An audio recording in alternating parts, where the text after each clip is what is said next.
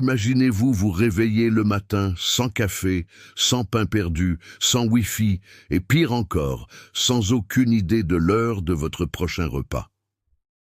C'était la base de la vie humaine il y a des millions d'années. Vous vous réveilliez avec le soleil parce qu'il n'y avait pas de coupure de courant, pas de Netflix à mater jusqu'à 3 heures du matin, et aussi parce que si vous restiez au lit trop longtemps, quelque chose avec de grandes dents déciderait probablement de vous transformer en petit déjeuner. La vie primitive ne consistait pas à choisir entre cappuccino et expresso. Il s'agissait de choisir entre être un prédateur ou déjeuner. Et, puisqu'on parle de mauvais choix, profitez-en pour vous abonner à la chaîne et laisser un j'aime. Imaginez, nos ancêtres n'avaient d'autres boutons que des frondes improvisées et des pierres pointues. Et là, vous avez un bouton gratuit sous vos yeux. Il ne fait pas mal, ne projette pas d'écharde, ne vous fait pas mal aux doigts. Cliquez dessus maintenant avant que je n'envoie un tigre à dents de sabre vous attaquer personnellement. Retour. Quand on pense à la vie il y a des millions d'années, et beaucoup imaginent une sorte de publicité de Discovery Channel, avec des humains bronzés et musclés, courant au ralenti, leurs lances scintillant au soleil. La réalité ressemblait bien plus à un rassemblement mal organisé de survivants, affamés, qui passaient 70% de leur temps à se battre pour des os rongés. Aujourd'hui, vous vous plaignez du pain rassis de la boulangerie. Eh bien, souvenez-vous, à l'époque, le pain n'était qu'un concept futuriste. Et dur, la vie était vraiment dure. Ce sera notre gag récurrent, car s'il y a une chose qui définit la préhistoire, c'est que tout était plus dur que le pain d'hier oublié au fond d'un sac. La routine quotidienne était simple. Se réveiller, éviter d'être mangé, chercher de la nourriture, mâcher tout ce qui ne vous tuerait pas immédiatement et retourner à la grotte avant la nuit, car sortir la nuit équivalait à marcher seul dans une ruelle sombre d'une grande ville, avec un iPhone flambant neuf à la main, sauf qu'au lieu de voleurs, il y avait des hyènes, et au lieu de courir à la police, on courait derrière un rocher. La sécurité publique était un arbre touffu, et la nourriture, la nourriture était un jeu de hasard permanent. Si vous trouviez un morceau de viande dans les bois, la question n'était pas « est-il bien cuit ou saignant ?» La question était plutôt « est-ce encore de la viande ou est-ce encore de la viande animale ?» Car, soyons honnêtes, le réfrigérateur le plus proche était un vent glacial et il n'avait pas de bouton de réglage de la température. Pour boire, le classique verre d'eau filtré en 3 étapes était remplacé par de l'eau stagnante dans une flaque suspecte. Ceux qui survivaient, en gros, avaient l'estomac blindé, d'où notre deuxième blague récurrente, la fameuse eau suspecte. Vous en entendrez beaucoup parler, car honnêtement, la moitié de l'humanité n'est morte que parce qu'elle était déjà immunisée contre le choc bactérien. La chasse était une activité favorite, comparable au paiement des impôts aujourd'hui. On ne le voulait pas, mais si on ne le faisait pas, c'était un problème. Un groupe de personnes partait armé de bâtons, de quelques pierres pointues et d'un optimisme injustifié, pourchassant des animaux qui, le plus souvent, étaient bien plus grands, plus rapides et mieux équipés qu'eux. L'homme primitif était comme ce stagiaire jeté à une réunion importante, sans préparation, sans outils, mais avec un air de « ça va s'arranger ».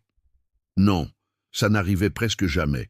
Imaginez le scénario, une troupe de 10 humains mal habillés pourchassant un mammouth. Le mammouth, à son tour, les regarde et pense « Sérieusement ? C'est ça le plan ?» L'équivalent moderne serait de tenter de piller un char d'assaut avec une cuillère à dessert. Mais de temps en temps, la chance souriait. Et quand elle le faisait, tout le monde mangeait jusqu'à épuisement.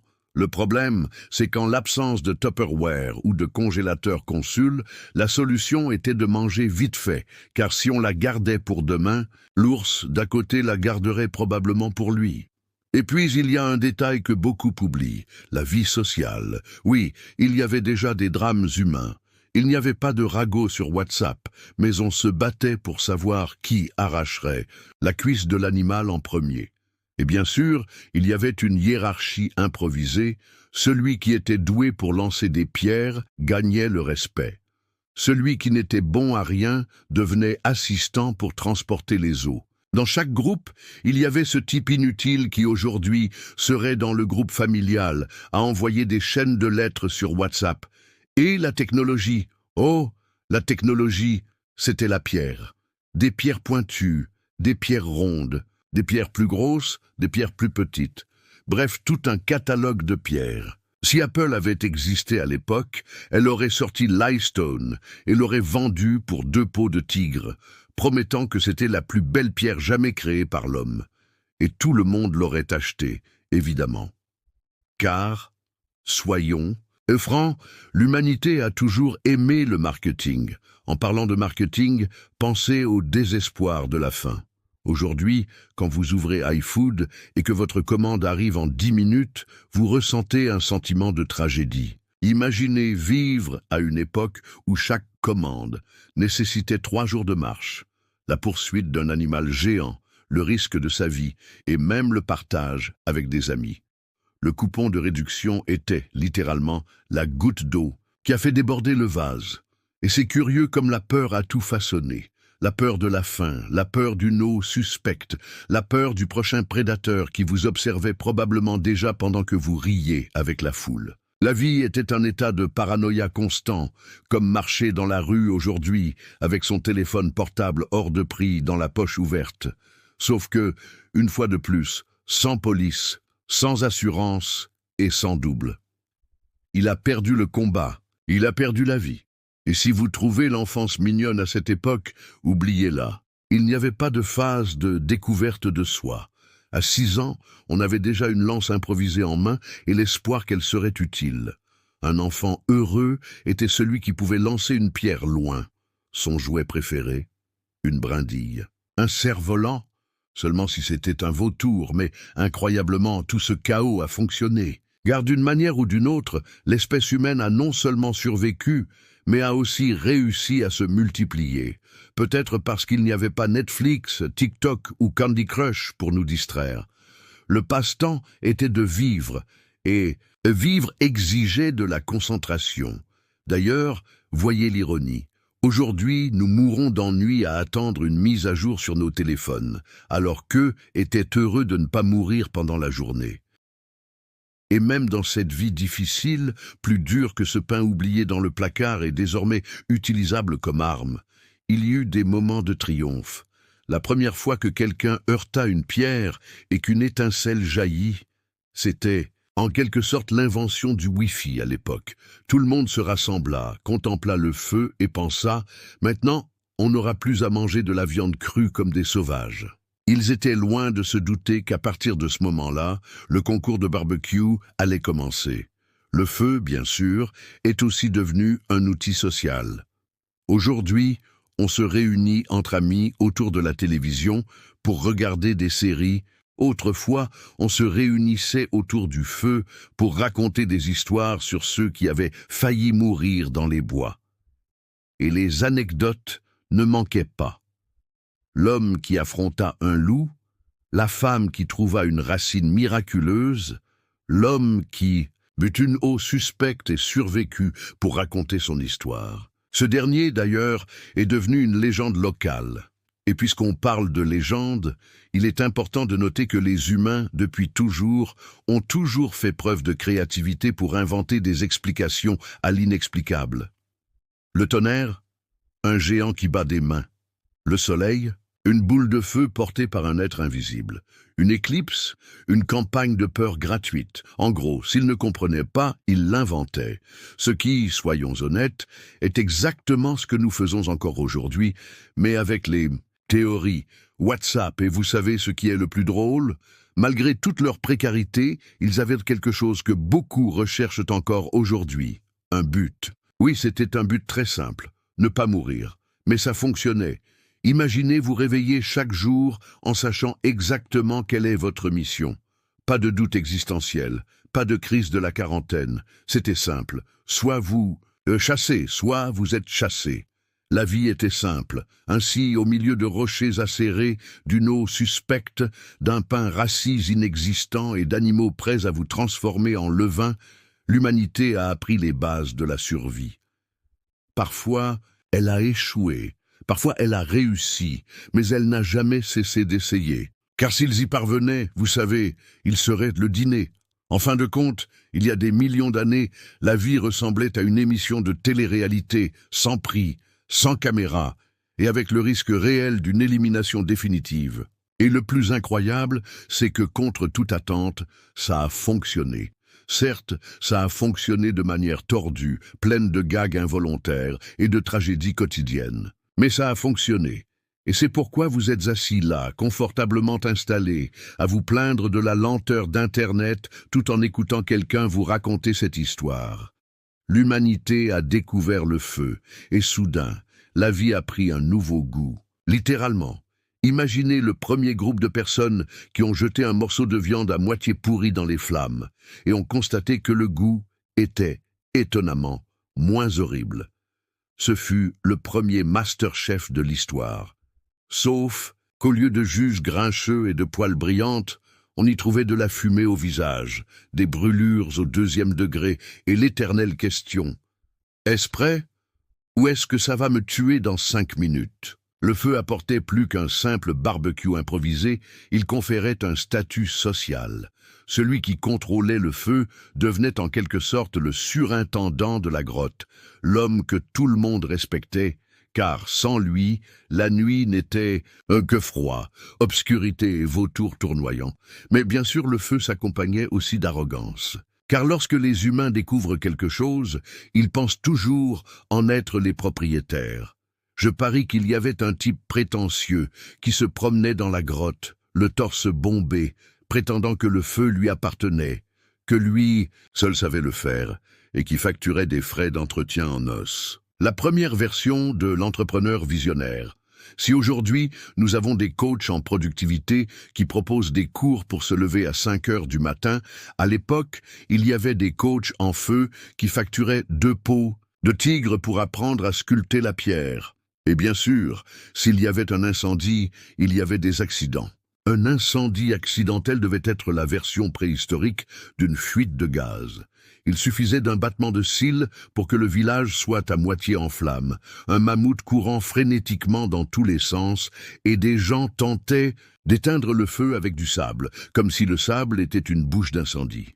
La différence, c'est que personne ne poursuivait personne, car avocat n'était encore qu'un mot qui sonnait comme un éternuement. Le feu changea aussi leur vision de la nuit. Avant, la nuit tombait et la fête était terminée. Tout le monde était enfermé dans la grotte, effrayé par ce qui bougeait dehors. Puis vint le spectacle. Raconter des histoires autour du feu de camp, rire du type qui avait failli mourir étouffé par un légume racine, imiter le rugissement d'un animal et bien sûr, observer qui lorgnait la dernière patte du mammouth rôti. La vie sociale naissait là, avec l'odeur de fumée et de viande pas assez cuite. Mais ne vous y trompez pas, car aussi révolutionnaire fût-il, le feu ne résolvait pas le problème principal. La vraie nourriture restait rare.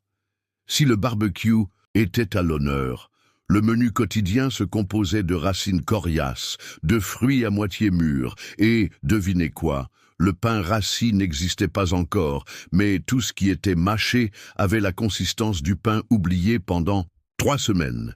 Manger était un véritable exercice pour la mâchoire. Et boire, oh, boire, c'était toujours la roulette russe liquide. L'eau suspecte était toujours là, vous regardant avec ce regard du genre « Bois, ce sera amusant, au moins tu découvriras que ton estomac est plus résistant que celui de ton voisin. » Et le voisin, bien sûr, était toujours celui qui buvait et passait 3 jours par terre, à gémir et à promettre de ne plus jamais faire confiance aux flaques d'eau, jusqu'à ce qu'il leur fasse à nouveau confiance, parce qu'il n'y avait pas d'autre choix. Entre 2 repas douteux, il y avait du temps pour une autre invention merveilleuse, les outils en pierre.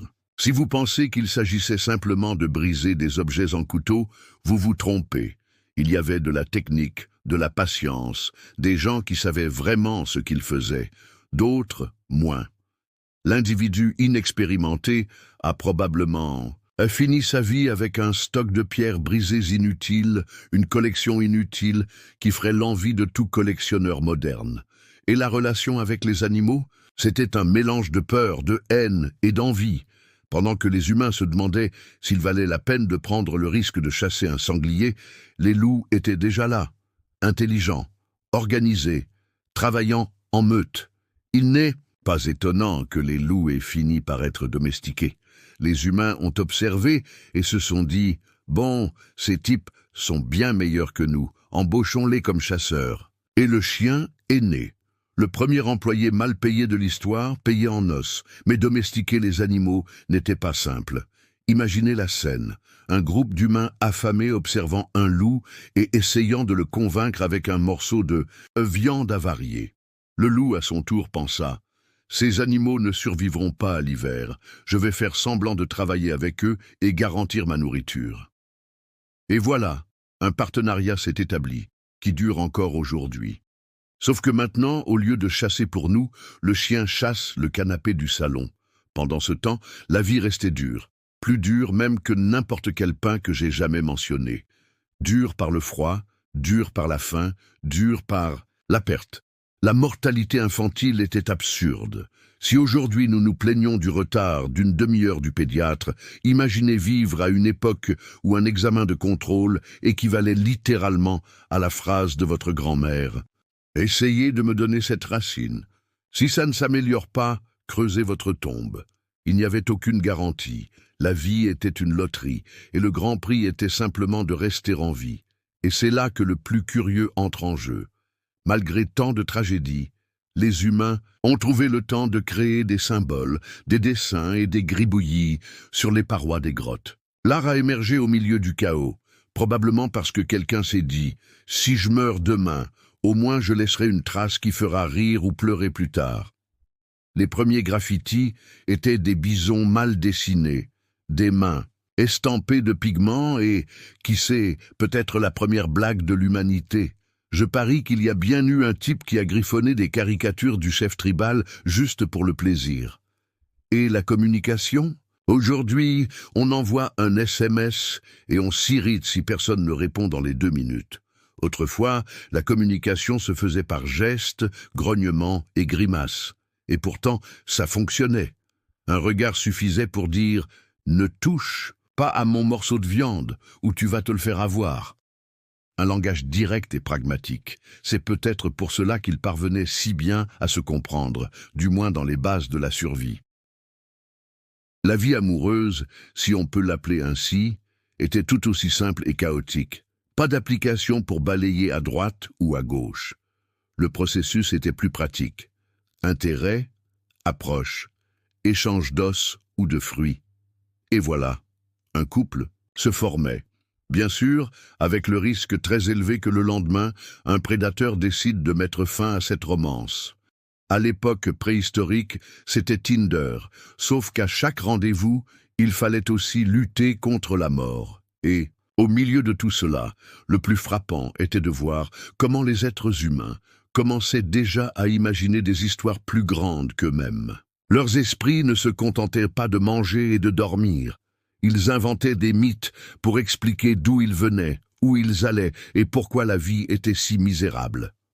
Car personne ne voulait accepter que tout ne soit que pierre, fin et eau suspecte. Il était plus réconfortant de penser qu'il y avait un but, un esprit, un Dieu caché derrière les nuages. La vie quotidienne, cependant, ne pardonnait pas le romantisme. On pouvait croire au Dieu, mais si on ne se levait pas tôt, le lion le faisait pour nous. C'était une routine mêlant foi et pragmatisme, spiritualité et brutalité. On priait pour avoir de la nourriture, on remerciait de ne pas être mort, et la minute suivante, on se disputait déjà pour savoir qui laverait la peau puante de l'animal et la transformerait en vêtements. Une vie pratique, sans illusion de confort, et quand quelqu'un mourait, la mort étant omniprésente, le deuil était bref. On n'avait pas le temps de se consacrer à des semaines de cérémonie. L'enterrement était improvisé, parfois avec quelques fleurs, parfois une pierre, et peu après, chacun retournait à la chasse. Le plus grand hommage qu'on pouvait rendre aux défunts était de rester en vie. Et si tout cela vous déprime, détrompez-vous. Nous sommes là uniquement parce qu'ils ont traversé cette épreuve. Car malgré le pain rassis, l'eau douteuse et des animaux qui auraient transformé n'importe quel humain en friandise, ils ont persisté. Il n'y avait pas de plan B. C'était survivre ou disparaître. Et ils ont survécu. Et maintenant, le plus drôle, après une journée entière à risquer sa vie, à chasser, courir, se battre, il faisait encore nuit. Et la nuit était froide, inconfortable, pleine de bruits étranges. Vous êtes allongé dans la grotte, essayant de vous endormir. Et dehors résonne le hurlement d'un animal qui, visiblement, négocie un repas avec ses amis. Aujourd'hui, vous vous plaignez quand votre voisin met sa perceuse en marche à 7 heures du matin. Autrefois, le bruit extérieur signifiait que vous pourriez vous faire servir le dîner d'une autre espèce. Ainsi, au milieu de ces montagnes, russes de tragédies et de comédies involontaires, l'humanité rampait vers l'avenir. À notre insu, chaque égratignure sur une pierre, chaque gorgée d'eau suspecte, chaque bouchée d'une racine coriace écrivait une histoire qui nous parviendrait. Une histoire où survivre était l'exploit ultime, et où se plaindre de la vie, un luxe, parce que, soyons honnêtes, s'ils savaient qu'un jour leur plus grande inquiétude serait de savoir si le Wi-Fi tomberait en panne ou si le pain n'aurait pas une croûte croustillante, ils riraient tellement que même les murs de la grotte trembleraient. Le jour touchait à sa fin, mais la paranoïa, elle, persistait, car la nuit, pour les humains primitifs, n'était pas synonyme de repos. C'était un jeu de survie au ralenti. Imaginez-vous allongé au fond d'une grotte, enveloppé dans une fourrure puante, qui n'avait jamais vu de savon, à écouter chaque craquement, chaque grognement à l'extérieur, sachant que ce pourrait être votre dernière nuit. Aujourd'hui, vous vous réveillez en sursaut à la vue d'une notification bancaire sur votre téléphone. À l'époque, se réveiller en sursaut signifiait qu'un félin de la taille d'une moto testait l'acoustique de votre entrée. Et pourtant, même dans cet environnement hostile, une chose maintenait tout le monde ensemble, le groupe. Car seul, on n'était rien de plus qu'un dîner. Ensemble, on devenait une sorte de dîner communautaire potentiel, mais au moins, c'était un travail acharné. Le concept de famille, de tribu, de clan, est né moins de l'amour que des mathématiques pures. Plus on s'observe, plus on a de chances de remarquer quelque chose qui approche. Le premier réseau social n'était pas numérique. Il était littéralement fait de chair et de sang, car chacun était collé à l'autre, essayant de se réchauffer. Le d'amis en ligne était celui qui transpirait à côté de vous, partageant le même morceau de viande saignante. Et puisque nous parlons de partage, rappelons que l'économie de l'époque ne reposait pas sur les pièces de monnaie, ni sur les crypto-monnaies, mais sur des ressources tangibles. La peau, les os, la viande, et avec un peu de chance, quelques fruits sucrés. Celui qui contrôlait ses biens devenait le banquier de la tribu, et les autres restaient endettés. Le premier, près de l'histoire, était probablement « Je te prête cette cuisse de sanglier, mais tu m'aides à chasser demain ». Et comme il n'y avait pas de contrat, si l'on ne remplissait pas ses obligations, on était condamné à une pierre. C'est incroyable, comme tout tournait autour de la nourriture. Il n'y avait pas d'autre objectif, pas de rêve professionnel, ni de but dans la vie. Le but était de mâcher quelque chose qui ne casserait pas les dents, ce qui, soit dit en passant, était quasiment impossible. À l'époque, les dents humaines étaient de véritables outils de démolition. Si aujourd'hui nous souffrons de caries à cause du soda, à l'époque le problème était inverse. Tout ce qui entrait dans la bouche semblait plus dur que du ciment. Même les fruits devaient être douloureux. J'imagine la scène, un enfant croquant dans un fruit apparemment inoffensif et perdant 2 dents de lait d'un coup. Et lorsqu'il n'y avait ni fruits, ni racines, ni viande, l'inventivité était à son comble. Les humains se mirent à expérimenter tout ce qui leur semblait étrange. Si ça sentait mauvais, ils essayaient. Si ça avait l'air même vaguement comestible, ils le testaient. Nombreux étaient ceux qui ne dépassèrent pas la première gorgée ou bouchée. Mais finalement, quelqu'un découvrait un nouvel aliment. Et hop, toute la tribu l'adoptait. Ainsi naquirent les premières recettes culinaires. Essais, erreurs et enterrements. Et l'eau suspecte, bien sûr, était toujours au menu. Toujours là, toujours présente, le rappel que le monde n'était pas de votre côté. Boire était un acte de courage. Une gorgée pouvait suffire à étancher votre soif ou à passer des heures par terre à implorer la clémence. Pourtant, il n'y avait pas de bouteilles personnalisées, pas de filtres en argile, pas de purificateurs électriques. Il n'y avait que de l'espoir. Il est curieux de voir comment cette relation avec l'eau perdure des siècles. Même aujourd'hui, si vous avez déjà bu l'eau du robinet lors d'une réunion de famille, vous savez que certaines traditions sont immortelles. Le froid était un autre ennemi constant. Imaginez-vous aujourd'hui en train de vous plaindre de la climatisation de votre bureau réglé à 19 degrés. Imaginez maintenant vivre sans couverture, sans mur isolé, avec seulement un feu éteint en pleine nuit. Et si c'était le cas, tout le monde paniquerait et courrait gratter la pierre à nouveau. Je parie qu'il y avait toujours un responsable dans la tribu, et ce type devait vivre dans un état d'anxiété constant, comme un stagiaire qui aurait oublié de sauvegarder une feuille de calcul. Si le feu s'éteignait, ce n'était pas seulement une réprimande, c'était un risque mortel. Et dans ce contexte, même la mode primitive avait sa fonction. Les vêtements étaient de fait de peau animale, dures, lourdes, odorantes, mais essentielles. Personne ne se souciait d'assortir ou d'être à la mode pour l'automne et l'hiver. L'important était de ne pas geler.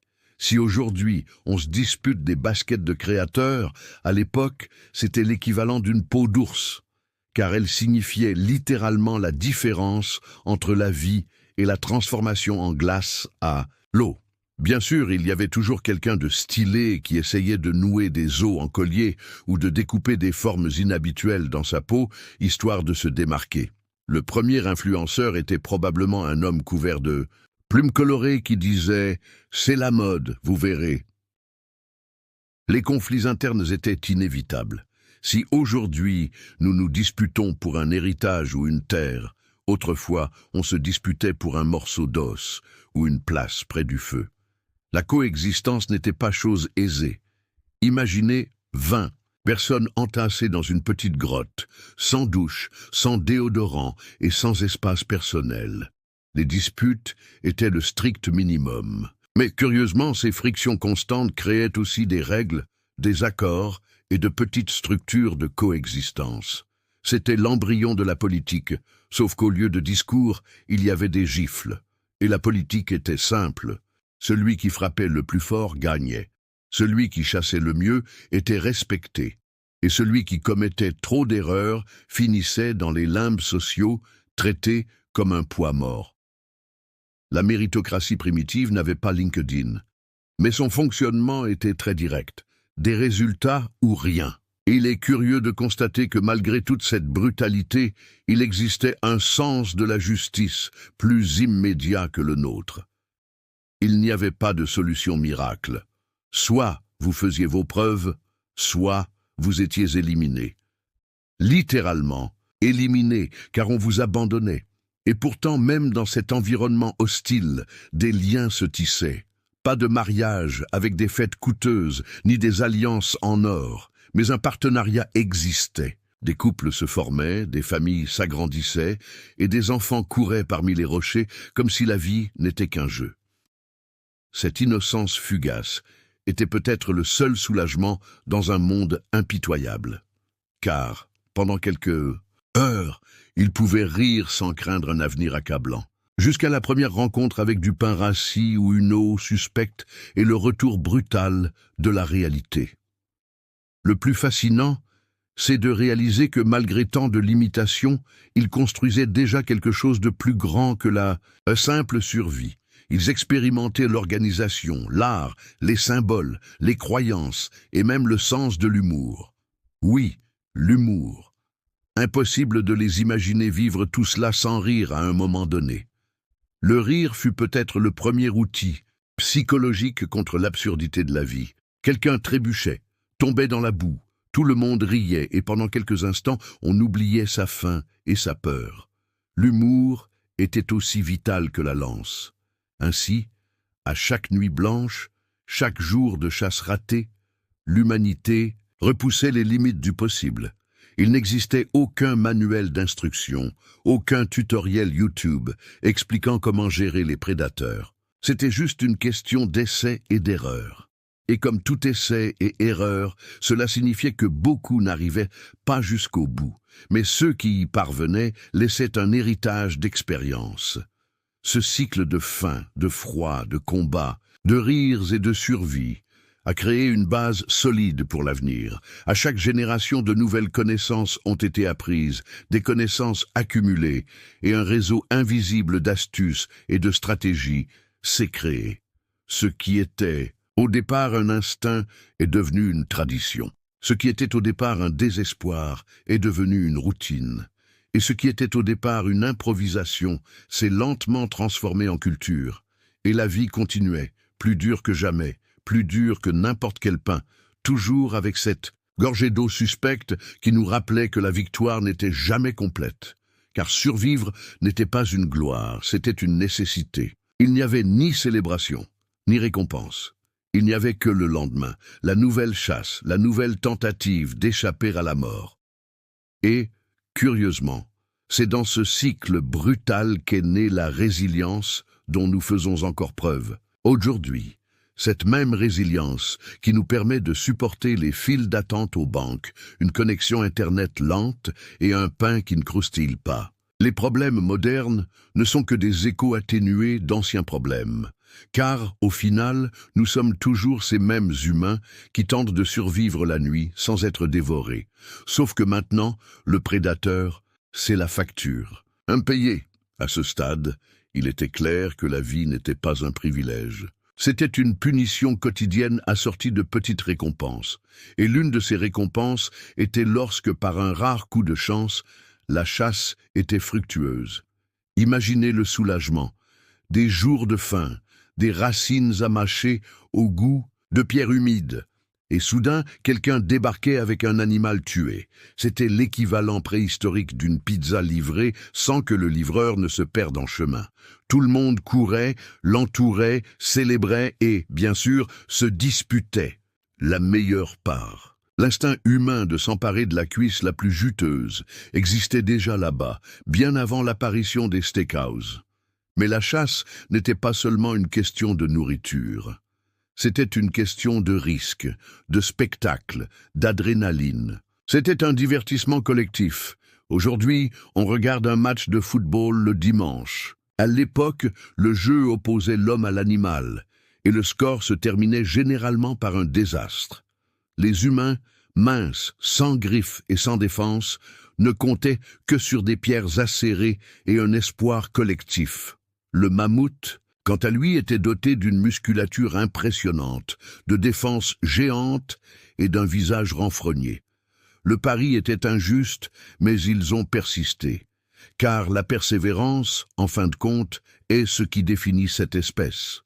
Eh bien, sûr, l'échec était constant. Il revenait souvent bredouille, ou pire, avec un compagnon blessé qui ne remarcherait plus jamais.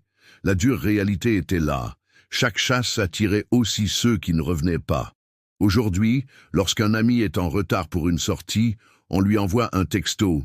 « Tu es rentré ?» À la préhistoire, le message était un silence éternel. Et il est curieux de constater à quel point, même dans ce contexte, le spectacle était présent. Une chasse réussie devenait une histoire racontée autour du feu pendant des semaines. L'homme qui parvenait à toucher l'animal avec une pierre devenait un héros, une légende, presque surhumain. L'exagération était déjà présente dans les récits. L'homme avait probablement eu de la chance. Mais dans la version officielle, il affronta seul une bête gigantesque, se battit pendant des heures et gagna. La première fausse nouvelle naquit là, au milieu de la fumée et des applaudissements de la tribu. Pendant ce temps, le reste du temps était consacré à la cueillette. Ah, la glorieuse cueillette! Le travail le plus ingrat, mais pourtant essentiel, des heures passées à fouiller la brousse, à la recherche de fruits, de graines et de racines qui ne tueraient pas instantanément. Les humains étaient en quelque sorte les inspecteurs du buffet de la nature, goûtant ici, crachant là, évaluant si le risque en valait la peine. Souvent, Le résultat était de mâcher quelque chose qui avait exactement la texture du pain rassis, en moins savoureux. Et on avait beau romancer cette vie simple, il n'y avait rien de simple à mâcher un morceau de racine pendant des heures, juste pour sentir son estomac gargouiller moins. C'était un travail d'improvisation constant, pas de recette, pas de menu. Le plat du jour, c'était ce qu'il restait. Et ce qu'il restait était, presque toujours, un défi pour les dents.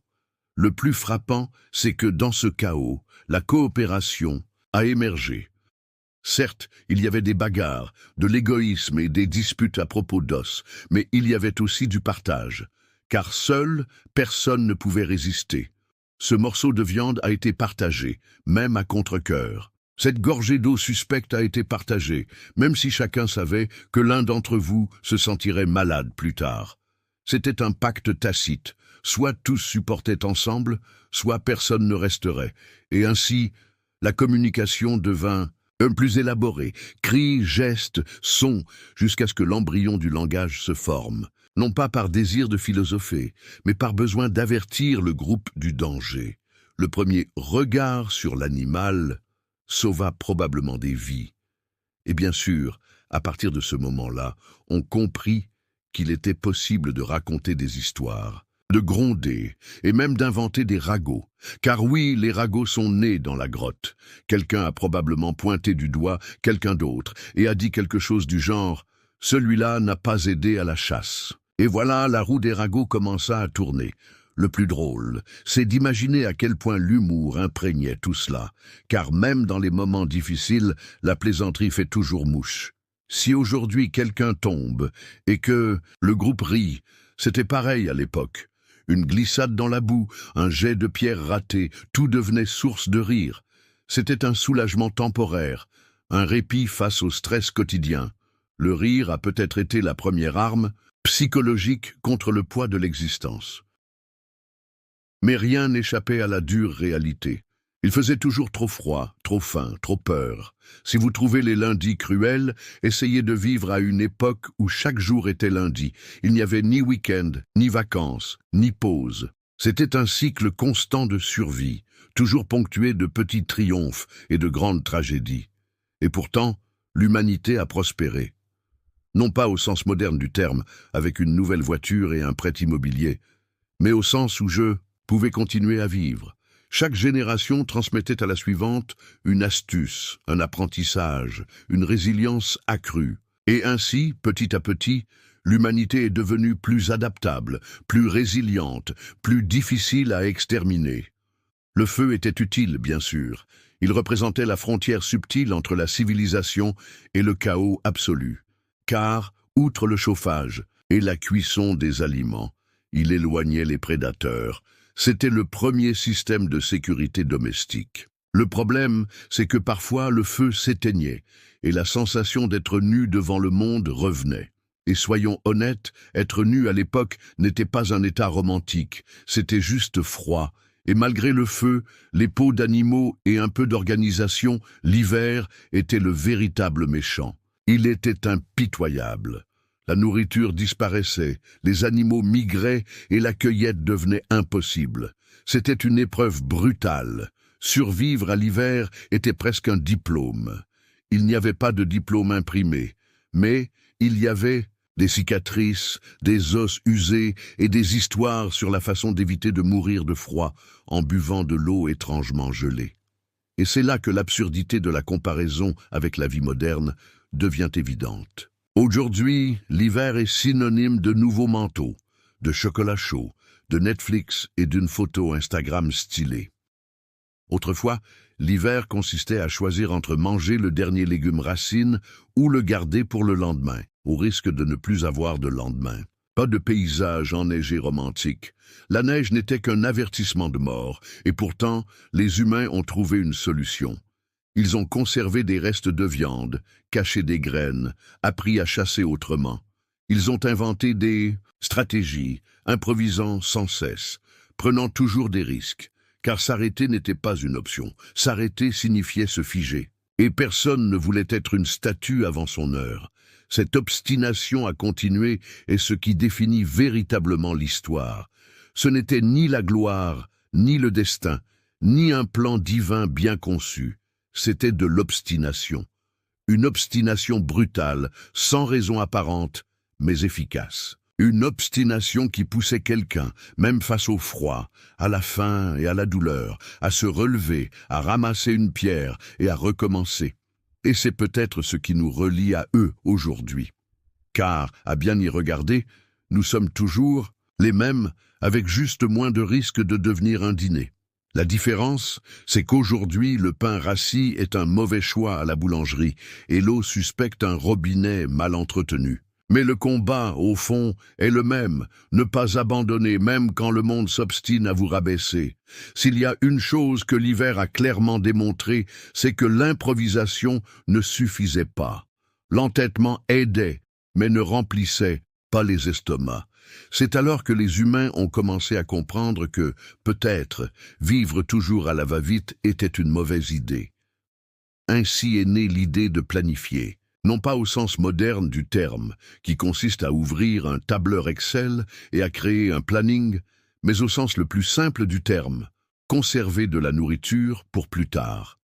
Le problème, bien sûr, c'est qu'à l'époque, stocker de la nourriture revenait à installer un panneau géant indiquant « Attention, animaux affamés, buffet ouvert ». Un autre dilemme est alors apparu, protéger ce que l'on avait, car rien ne restait intact bien longtemps. Pour la première fois, les humains ont dû penser comme des gestionnaires de copropriété. Où stocker les stocks? Qui surveille? Qui a accès? Ainsi, le concept de communauté a commencé à évoluer. Il ne s'agissait plus seulement de chasser ensemble et de rire autour du feu. Il s'agissait aussi d'organiser. Il s'agissait de créer un minimum de structure pour que les fruits de nos efforts ne disparaissent pas du jour au lendemain. Et bien sûr, cela s'accompagnait de méfiance.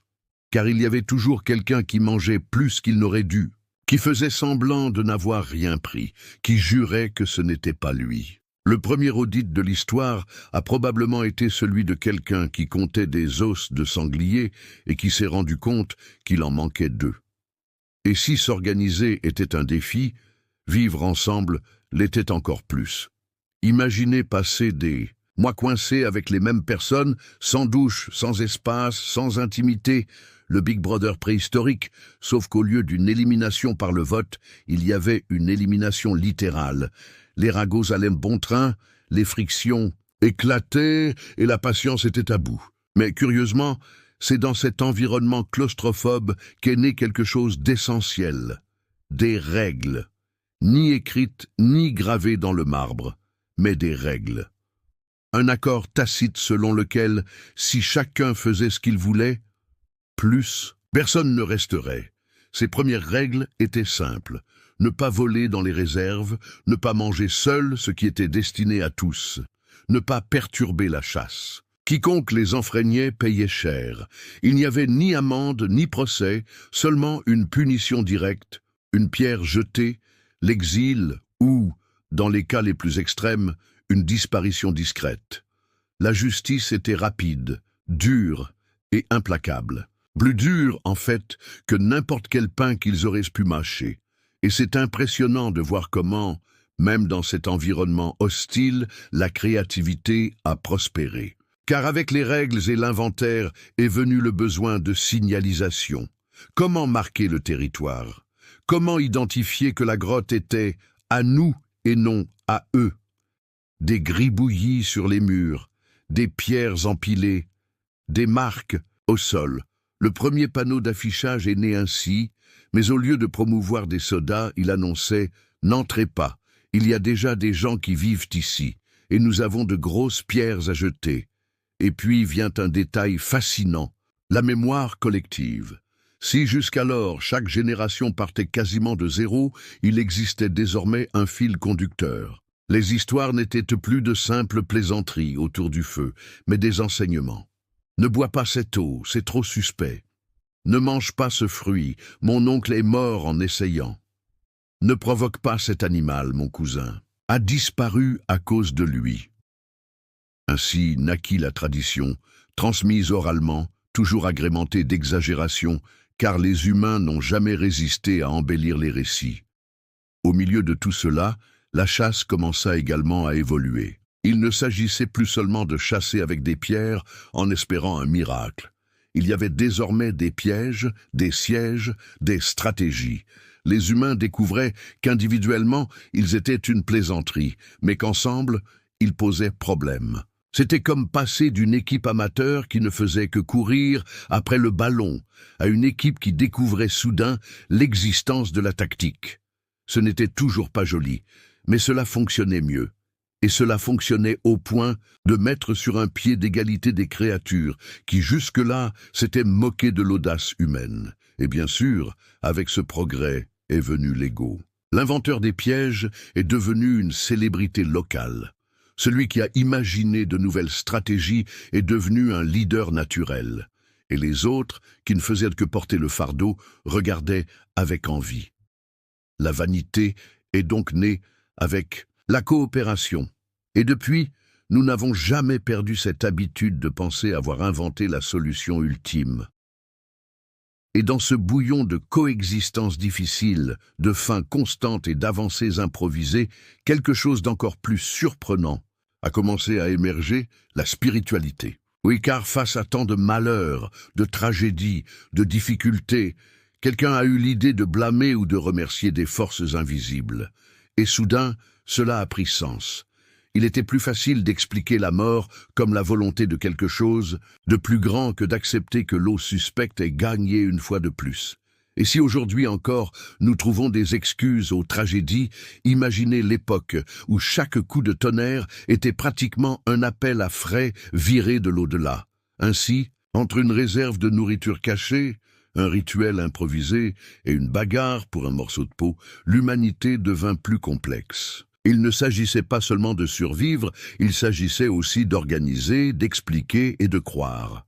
Tout cela sans perdre de vue qu'au fond, la routine restait pénible, car il ne servait à rien de peindre des bisons sur un mur, de danser pour la pluie ou d'élaborer des stratégies de chasse. Au bout du compte, la réalité continuait de se résumer à mâcher quelque chose de plus dur que du pain rassis en espérant ne pas mourir étouffé. Le plus curieux, c'est que, malgré toutes les difficultés, la vie a commencé à prendre un sens de continuité. Ce n'était plus seulement un cheminement d'improvisation, mais une succession d'expériences. Soudain, les êtres humains ont commencé à réaliser qu'ils construisaient quelque chose.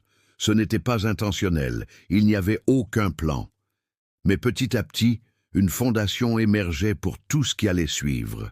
Une fondation faite de douleur, de peur, de faim et d'obstination, certes, mais une fondation quand même. Et si vous pensez aujourd'hui qu'ils n'étaient que des créatures sales, brutales et désorganisées, souvenez-vous, sans eux, vous n'auriez pas le luxe de vous plaindre du prix du café ou du pain croustillant. Ils mâchaient des racines coriaces et buvaient une eau douteuse, si bien que des milliers d'années plus tard, on pouvait gaspiller un demi-verre de jus, le trouvant sans goût. C'est cela, le véritable héritage. Survivre pour que d'autres puissent mieux se plaindre. Quand la nourriture a cessé d'être une question de chance pour devenir une réserve, quand la chasse est devenue un spectacle planifié et non plus un désastre collectif, un nouveau problème est apparu, les autres humains. Car jusqu'alors, la lutte avait été menée contre le froid, la faim et les gros animaux. Un ennemi encore plus irritant est alors apparu, les humains. Rien de plus humain que de découvrir qu'après avoir vaincu le lion, le prochain problème était le voisin. Imaginez la scène. Un groupe passe des mois à poser des pièges, à récolter de la viande et à conserver des graines. Ils croient enfin avoir une longueur d'avance. Jusqu'à ce qu'un matin, leurs cousins de la grotte voisine arrivent, regardent leurs réserves et se disent « Eh bien, merci de prendre soin de nous. On s'en occupe. » C'était la première guerre de copropriété, sauf qu'au lieu de se disputer des places de parking, on se battait pour des restes de viande et des racines desséchées. Et si vous trouvez déjà agaçant qu'un voisin vous prenne votre place de parking, imaginez qu'un voisin vous prive de votre survie. Les humains ont vite découvert que leurs plus grands prédateurs étaient eux-mêmes. Et de là sont nées les premières alliances, les premières défenses territoriales, les premiers Préparatifs de guerre. Rien de sophistiqué, bien sûr. Il n'y avait ni drapeau, ni uniforme, juste des pierres, des bâtons et une haine sincère. Et curieusement, ce conflit a contribué à façonner encore davantage l'organisation. Face aux menaces extérieures, les règles internes ont été renforcées. Chacun ne pouvait plus agir à sa guise. Il fallait agir collectivement. Quiconque désobéissait mettait tout le monde en danger.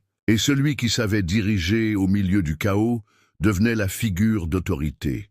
Le premier patron n'a pas été élu pour son charisme, mais parce qu'il était le seul à savoir lancer des pierres sans rater sa cible. Les conflits étaient sanglants, mais aussi ridicules. Les tribus se disputaient un territoire à peine suffisant pour subvenir à leurs besoins. Une mare suspecte, qui avait déjà tué la moitié de la population de Diarrhée, était une raison de tuer. Cette ironie traverse les siècles. Les humains ont toujours pensé qu'il valait la peine de mourir pour un territoire qui, au fond, ne leur apportait que des maux de tête. À l'époque, littéralement des maux d'estomac.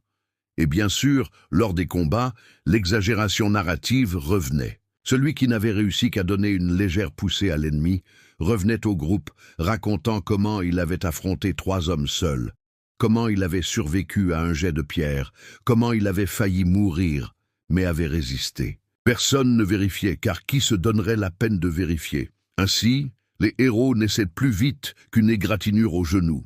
Le récit est plus ancien que n'importe quelle arme. Et comme si la guerre ne suffisait pas, il y eut aussi la première diplomatie. Oui, car parfois, tuer n'était pas la meilleure option, surtout si l'on était désavantagé. Ainsi apparurent les accords, les échanges et les mariages arrangés.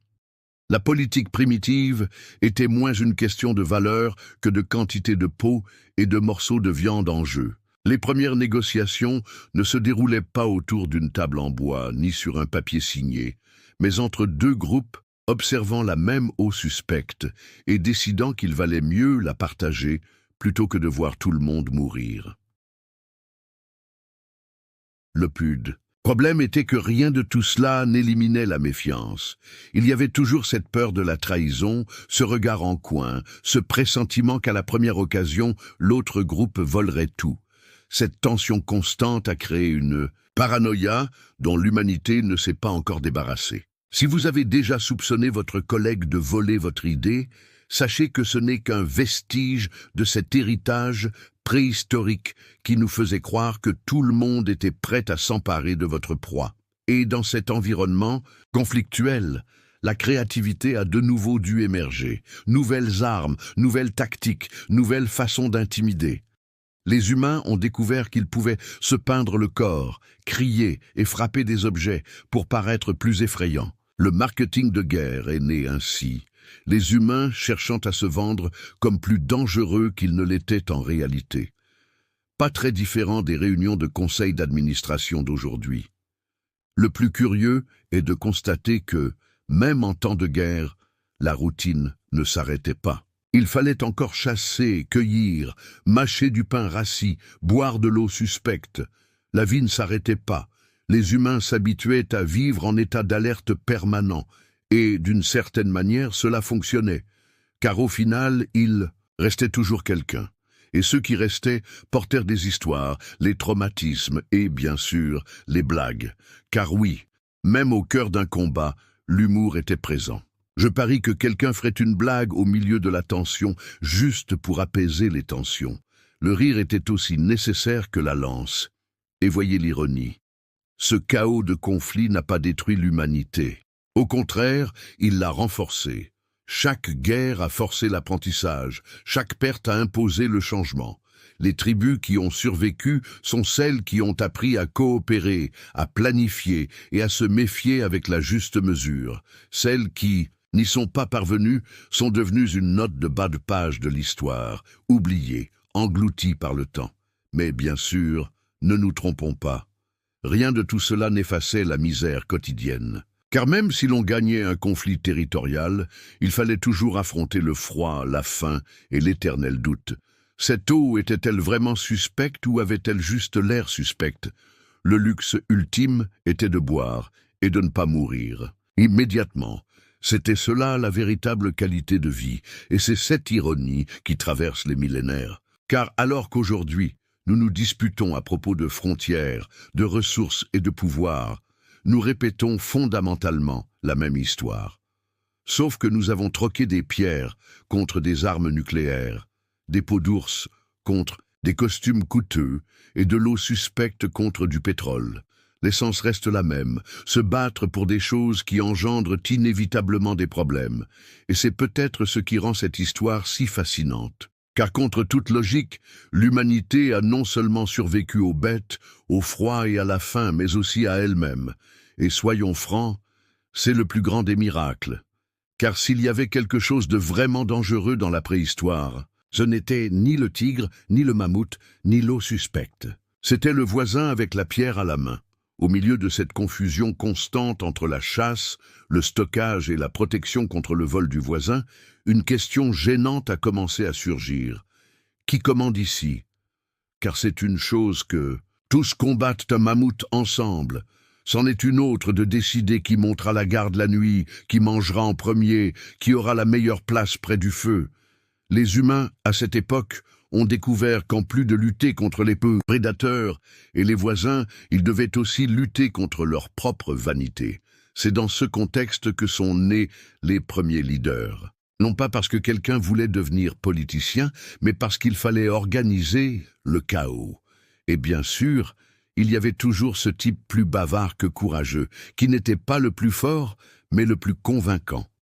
Les premiers leaders, charismatiques, ne sont pas nés sur une scène, mais autour d'un feu de camp, avec quelqu'un qui disait « Si vous m'écoutez, nous ne mourrons pas tous de froid cette semaine ». Une force de persuasion élémentaire, avec un bonus de survie.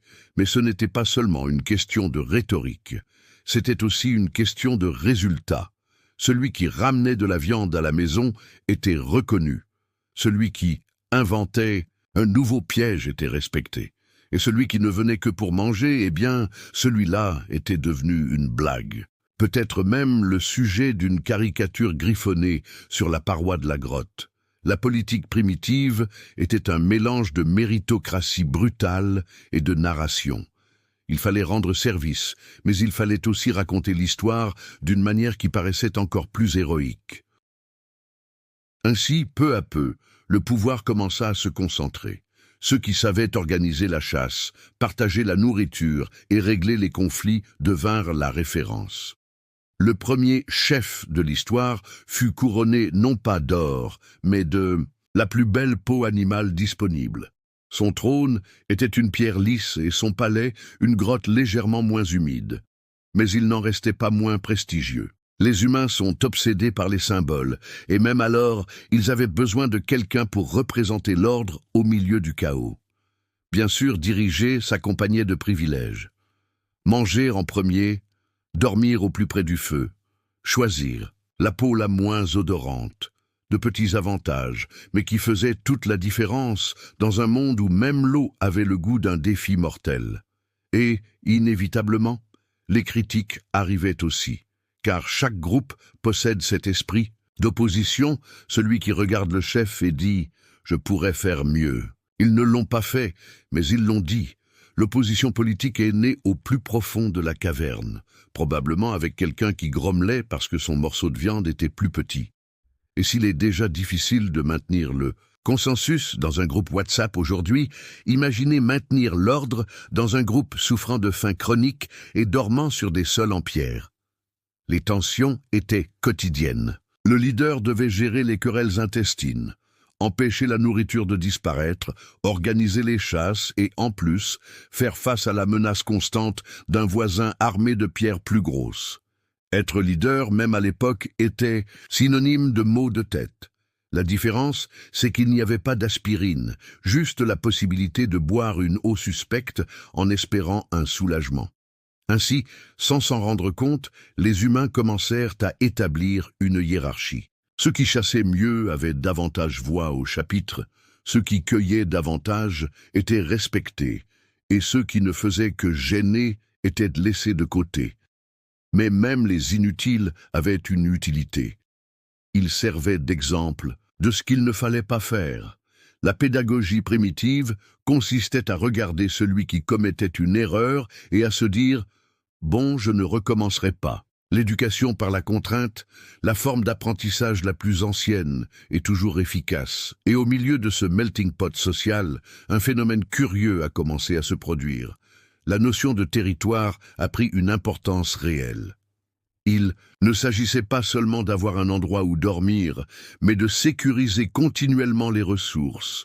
Quiconque dominait une zone abritant du gibier, des fruits, voire une mare suspecte, avait un avantage. La géopolitique est née sans carte, mais avec des marqueurs sur le rocher indiquant « cet endroit est à nous, ne touchez pas ». Et bien sûr, il y avait toujours quelqu'un pour le faire, car depuis l'aube de l'humanité, nous n'avons jamais respecté les panneaux d'avertissement, mais rien de tout cela n'a éliminé la précarité. Quelle que soit l'organisation du groupe, la vie continuait de se résumer à mâcher des racines coriaces et à boire une eau douteuse.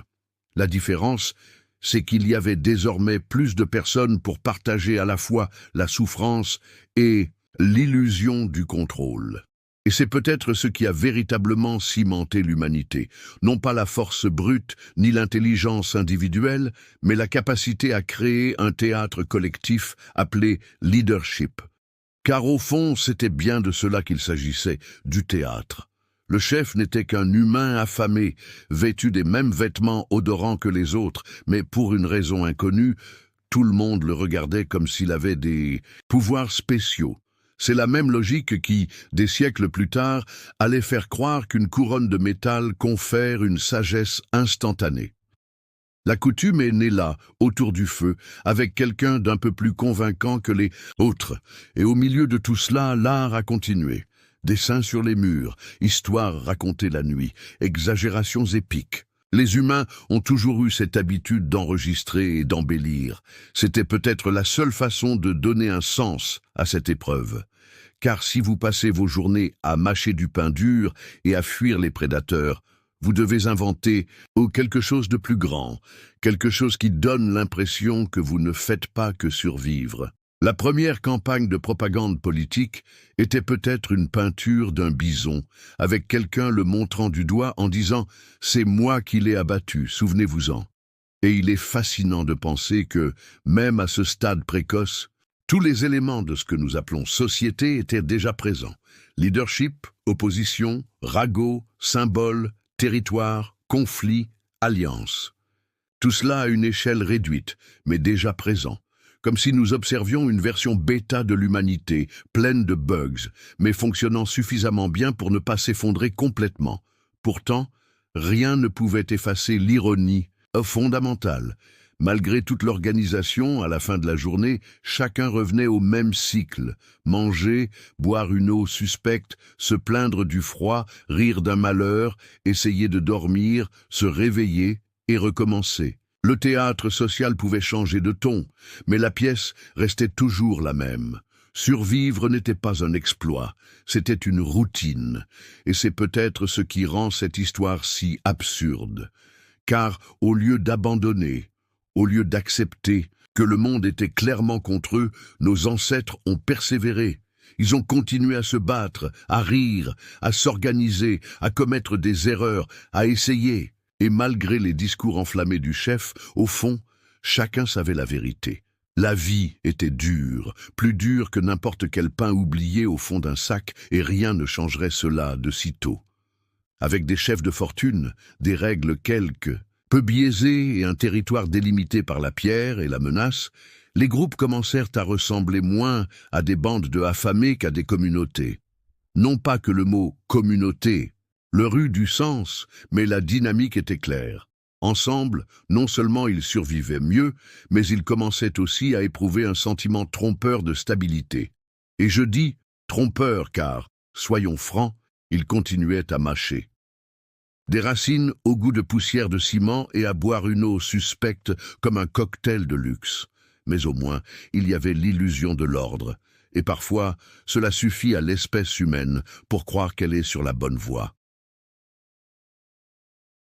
La routine, commença à s'installer. Ceux qui chassaient, chassaient, ceux qui rassemblaient, rassemblaient, ceux qui ne faisaient rien devenaient des poids morts et, avec un peu de chance, le clown officiel du groupe, servant de comique entre une tragédie et l'autre. Car même, au milieu du chaos, il y avait toujours une place pour l'humour. C'était ce qui maintenait les gens à la limite de la folie. Le type qui glissait dans la boue et devenait la risée sauvait le moral de la tribu plus que n'importe quel morceau de viande.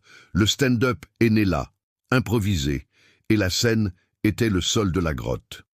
Le stockage devenait également moins amateur. Non pas qu'ils aient inventé les garde-manger en bois, mais ils commencèrent à enterrer la nourriture, à la cacher dans des trous et à la protéger des animaux. Une technique sophistiquée, sachant que l'animal local avait un odorat plus développé que n'importe quel détecteur moderne. Les humains apprenaient encore que rivaliser avec la nature, c'était comme rivaliser avec son chien pour sentir l'odeur d'un poulet rôti en premier. La réponse est toujours « pas vous ». Mais l'effort était là, et c'était déjà une révolution. Pour la première fois, on planifiait à long terme, même si cela signifiait survivre jusqu'à la saison suivante. L'avenir commençait à devenir une idée concrète. Le problème était que l'avenir se résumait presque toujours à un hiver glacial ou à une invasion de voisins aux rochers plus imposants. Pourtant, rêver du lendemain était une nouveauté. Et comme dans toute communauté qui se respecte, des rôles sociaux commencèrent à émerger.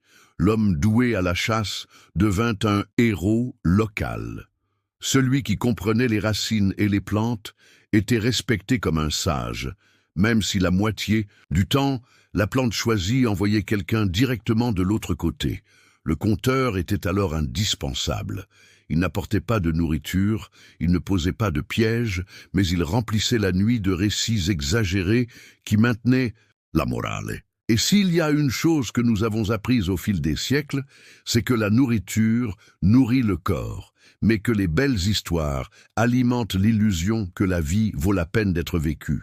Le plus drôle, c'est de penser qu'au milieu de tant d'improvisation, des traditions ont même commencé à émerger. La façon d'allumer le feu, l'ordre de manger en premier, les chants étranges qui accompagnaient les rituels improvisés. Des traditions transmises de génération en génération, souvent dénuées de sens, mais qui donnaient un sentiment d'appartenance. Car soyons honnêtes, l'humanité a toujours aimé inventer des règles arbitraires juste pour se sentir différente de ses voisins. Et bien sûr, au milieu de tout cela, les bagarres ne diminuèrent pas. Au contraire, elles devinrent plus sophistiquées. Ce n'étaient plus seulement des gifles et des pierres, mais des disputes pour savoir qui avait droit à quoi, qui enfreignait les règles tacites, qui méritait davantage pour ses efforts. Le concept de justice naquit ainsi, dans les cris, la colère, l'accusation d'avoir pris plus de viande qu'il n'aurait dû. Le premier tribunal populaire était un cercle autour d'un feu, avec une demi-douzaine de personnes se pointant du doigt et un accusé recroquevillé essayant de jurer son innocence. Spoiler, ça fonctionnait rarement, et dans ce contexte de quasi-ordre, la religion gagna encore du terrain. Car si l'on a un chef humain, pourquoi ne pas avoir aussi un chef invisible qui explique ce que personne ne comprend? Le tonnerre devenait des messages divins, les éclipses des visites de l'au-delà, les maladies des châtiments. Il était réconfortant de croire que tout cela n'était pas seulement dû à la malchance et à une eau suspecte. Et des chefs spirituels apparaissaient, souvent de nulle part, pointant le ciel du doigt et prétendant comprendre les signes.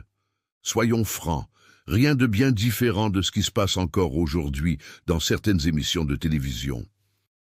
Ce mélange de leadership, de croyances et de tradition a consolidé ce que l'on pourrait volontiers appeler une communauté primitive. Elle sentait encore mauvais, souffrait toujours de la faim et mourait encore jeune, mais il y avait une structure, petite, imparfaite, improvisée, mais suffisante pour que tout le monde soit logé à la même enseigne.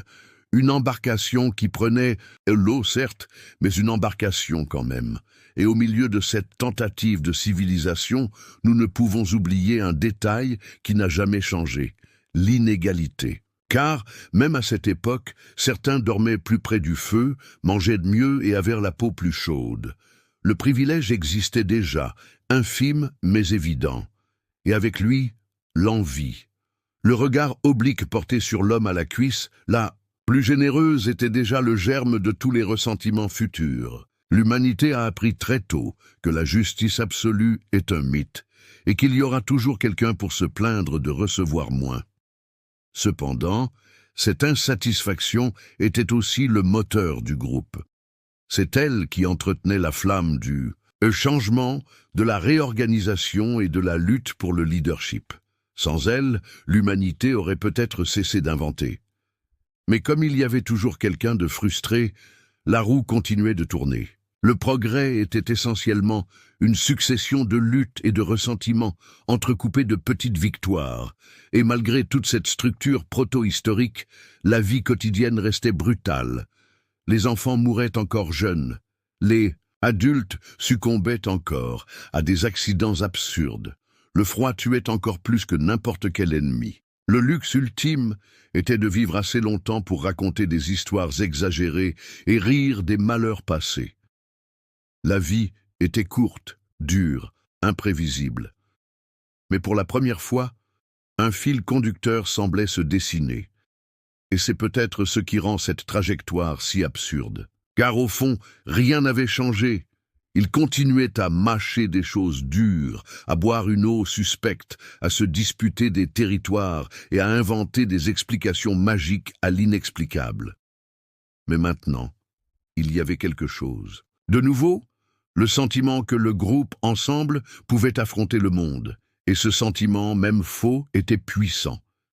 Car les êtres humains, depuis toujours, ne vivent pas seulement de nourriture. Ils vivent aussi d'illusions.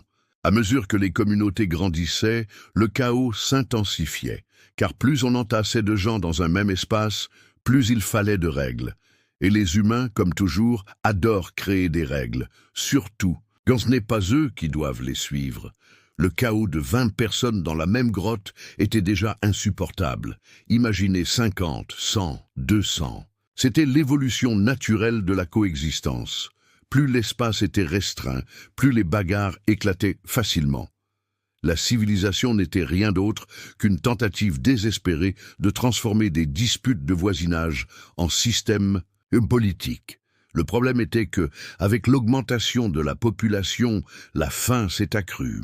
Ce qui semblait autrefois être des réserves abondantes est devenu une plaisanterie en quelques jours. À chaque nouvelle bouche, nouvelle tension. Et bien sûr, les privilèges perduraient. Il y avait toujours ceux qui dormaient au plus près du feu, ceux qui recevaient la viande la plus tendre, ceux qui faisaient semblant de travailler mais ne se présentaient qu'à l'heure des repas. Le ressentiment grandissait avec la communauté. C'était comme assister à la formation du premier groupe WhatsApp. Tout le monde était enthousiaste au début, puis il n'y avait que des plaintes et des commentaires indirects. Mais le groupe ne vivait pas seulement de combats. Plus il grandissait, plus il se spécialisait. Chacun ne faisait plus tout. Des rôles plus définis apparurent. Il y avait ceux qui chassaient, ceux qui cueillaient, ceux qui savaient identifier les plantes, ceux qui s'occupaient des enfants, ceux qui racontaient des histoires, et bien sûr, il y avait les premiers fainéants professionnels, experts en rien faire mais excellents à donner leur avis. La société moderne était déjà conçue là, en miniature, sans Wi-Fi, mais avec les mêmes problèmes. Et avec des rôles plus clairs, la hiérarchie s'est renforcée. Le leader n'était plus seulement le plus fort ou le plus convaincant, mais aussi celui qui pouvait assurer le bon fonctionnement des fonctions. C'était le chef de projet préhistorique, sans Excel, mais avec beaucoup de cris et de grimaces. Et comme tout manager, il était autant aimé que détesté. Si les choses allaient bien, c'était un génie. Si elles tournaient de mal, c'était un incompétent. L'ingratitude collective était déjà une tradition. Et avec cette hiérarchie, sont apparus les premiers symboles de pouvoir. Peut-être un collier de dents d'animaux, une peinture corporelle spéciale ou simplement la possession de la lance la plus acérée. L'important n'était pas seulement d'être un leader, mais d'en avoir l'air. car les êtres humains ont toujours misé davantage sur le spectacle que sur la substance. Si aujourd'hui on porte un costume pour paraître important, autrefois on se couvrait de plumes colorées pour le même effet. La différence, c'est qu'au moins les plumes étaient plus élégantes. Entre-temps, la spiritualité s'approfondissait. Les grandes communautés avaient besoin d'un lien qui transcende la faim. Et rien ne les unit plus que la croyance en un ennemi invisible ou un protecteur céleste. Des rituels, des danses et des symboles gravés sur les murs plus élaborés apparurent. Le feu n'était pas seulement de la chaleur, c'était un autel. La chasse n'était pas seulement de la nourriture, c'était une offrande. Le tonnerre n'était pas seulement le tonnerre, c'était un signal.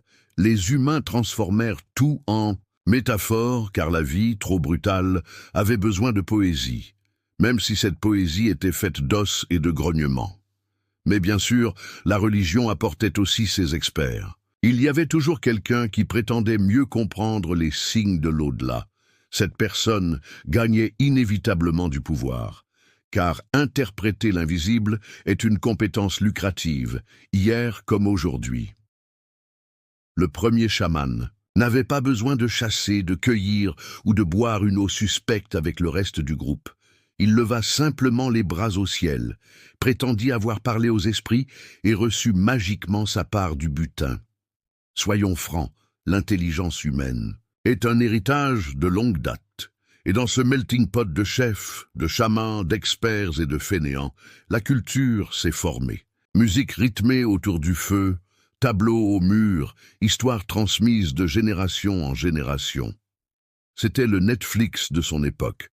Pas de série avec des saisons, mais un récit 1000 fois répété, racontant comment un arrière-grand-père a vaincu une bête à lui seul. Tout le monde savait que c'était un mensonge, mais tout le monde aimait l'entendre à nouveau, car les humains ont toujours préféré les belles histoires aux vérités ennuyeuses. Mais comme toujours, la vie rappelait à chacun que le vrai luxe n'existait pas. Le froid continuait de tuer, la faim de ronger, l'eau d'être suspecte, le pain dur, ou plutôt tout ce que l'on mâchait, continuait de casser des dents. La civilisation n'était qu'un vernis sur la brutalité, belle de loin, mais au fond toujours aussi fragile. La différence, c'est qu'il y avait désormais plus de gens pour partager la misère et trouver des excuses. Et pourtant, le miracle s'est produit. L'humanité ne s'est pas arrêtée. Au lieu de disparaître, elle s'est étendue. Les communautés se sont étendues, ont occupé de nouveaux territoires, ont inventé de nouvelles règles, ont créé de nouveaux conflits. Tel un virus tenace, elles ont continué. C'était presque irrationnel. C'est peut-être cette irrationalité qui nous définit. L'incapacité à regarder la tragédie et à dire « Bon, on s'arrête là ». Non, nous avons continué. Nous avons continué à mâcher du pain rassis, à boire de l'eau douteuse et à inventer des histoires pour faire croire que cela en valait la peine. Et au milieu de tout cela, les graines de ce qui allait suivre étaient toutes plantées. Le pouvoir existait déjà, les inégalités existaient déjà, la foi existait déjà, la politique existait déjà, la culture existait déjà. Tout était en miniature, mais vivant. Le reste de l'histoire ne serait qu'une extension de cette formule de base, leadership, croyance, drame, lutte, pain rassis et eau douteuse. Un ensemble qui perdurerait pendant des millénaires, sans jamais perdre son goût amer. Ainsi, après des siècles d'essais et d'erreurs, d'improvisation et de tragédie, l'humanité commença à façonner quelque chose qui, de loin, ressemblait presque à la civilisation. Mais de près, ce n'était que la même vieille ruse. Un groupe d'affamés tentant de survivre ensemble, inventant des histoires pour donner un sens à leurs souffrances. Si au début, il s'agissait simplement de courir après la nourriture et de ne pas être mangé, il y avait désormais des règles, des symboles, des traditions, des chefs et des chamans. Mais l'essence restait la même. Mâcher tout ce qui était disponible, boire tout ce qui était disponible, et espérer se réveiller, vivant le lendemain. Et si vous pensez que ce n'est pas suffisant, considérez le contraste. Aujourd'hui, vous vous levez et votre première préoccupation est de savoir si votre téléphone est chargé. Eux, en se levant, s'inquiétaient de savoir s'ils auraient encore un lit jusqu'à la fin de la journée ou s'ils seraient emportés par un prédateur.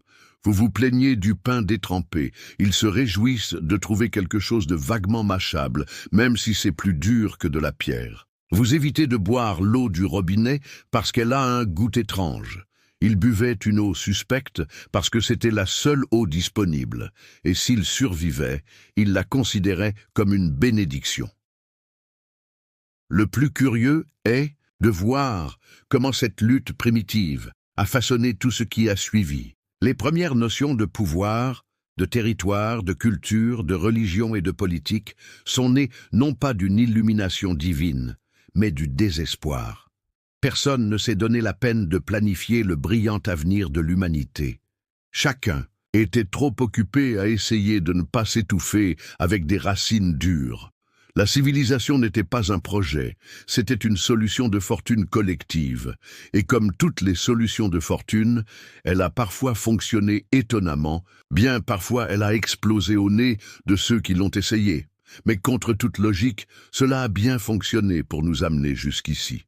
Et nous voilà assis sur des canapés confortables, buvant de l'eau filtrée dans des verres, nous disputant la lenteur du Wi-Fi et nous plaignant du pain qui n'est pas arrivé croustillant à la boulangerie. Tout cet héritage de douleur, de faim et d'improvisation a donné naissance à des gens qui trouvent tragique le retard du livreur de 15 minutes. L'histoire de l'humanité est, au fond, une histoire de comédie involontaire. Et ne vous y trompez pas. Nous portons toujours cette essence. Nous continuons à nous battre pour des territoires, mais désormais nous les appelons frontières nationales. Nous continuons à inventer des histoires pour donner un sens à l'inexplicable, mais désormais en haute définition et avec une bande-son. Nous continuons à choisir des dirigeants parce qu'ils semblent convaincants, même s'ils sont au fond aussi affamés et fragiles que nous. Et nous continuons obstinément à traverser les crises comme quelqu'un qui mâche du pain rassis et avale une eau suspecte, avec un air amer mais sans s'arrêter. Au final, la plus grande ironie est de constater que ce que nous appelons progrès n'est qu'une succession de distractions élégantes qui s'ajoutent aux mêmes vieilles peurs. La faim nous hante toujours, mais désormais sous la forme de régimes à la mode. L'eau nous inquiète toujours, mais désormais parce qu'elle n'est pas assez alcaline. Le froid existe toujours, mais nous le résolvons désormais avec des radiateurs électriques qui tombent en panne juste au moment où nous en avons besoin. La lutte continue, elle est simplement devenue plus confortable, plus dissimulée et d'une certaine manière plus ridicule. Et c'est là que la vie se révèle être une grande plaisanterie circulaire. Car nous avons commencé cette histoire en imaginant la rudesse de la préhistoire et avons fini par observer notre propre fragilité moderne. Autrefois, une mauvaise gorgée d'eau suspecte pouvait vous tuer. Aujourd'hui, une gorgée de café froid est une raison pour le rapporter au comptoir. Autrefois, mâcher du pain rassis était monnaie courante. Aujourd'hui, le pain rassis est une insulte personnelle aux clients. Autrefois, la survie était une lutte collective. Aujourd'hui, la difficulté consiste à se souvenir des mots de passe de streaming. La conclusion surprenante est que nous n'avons peut-être pas tant changé que ça. Nous nous plaignons encore, nous trouvons encore des excuses, nous cherchons encore du sens dans l'absurde. La différence, c'est que nous avons maintenant l'électricité, les livraisons et l'assurance maladie, et pourtant nous passons encore beaucoup de temps insatisfaits. Les humains n'ont jamais été heureux de quoi que ce soit, ni lorsqu'ils combattaient des tigres, ni lorsqu'ils se disputaient avec leurs fournisseurs d'accès Internet. Et si nos ancêtres nous voyaient aujourd'hui, assis au chaud, à nous plaindre du pain de la boulangerie, ils riraient probablement à en mourir. Ils riraient parce que, pour eux, le pain rassis serait encore un festin. Ils riraient parce que, pour eux, l'eau suspecte était une garantie de survie, pas une source de rire. Ils riraient parce que pour eux, la vie ne consistait pas à attendre le livreur de pizza, mais à attendre de ne pas être dévoré. Et peut-être, au final, c'est là le véritable héritage. la capacité de rire. Car si nous pouvons rire de notre propre tragédie, nous pouvons y survivre. C'était comme ça il y a des millions d'années, autour du feu, avec des histoires de chasse exagérées. C'est comme ça aujourd'hui, dans les vidéos, les blagues et les ironies sur nos problèmes modernes. L'humanité n'est pas seulement faite d'os et de sang, mais aussi de rire face à l'absurde. Et peu importe à quel point tout a changé, peu importe à quel point nous sommes sophistiqués, ce qui nous définit reste exactement le même. Nous continuons à mâcher notre pain dur. Nous continuons à risquer des gorgées d'eau suspecte. Nous continuons à nous plaindre de la vie. Et nous continuons, obstinément, à insister pour vivre.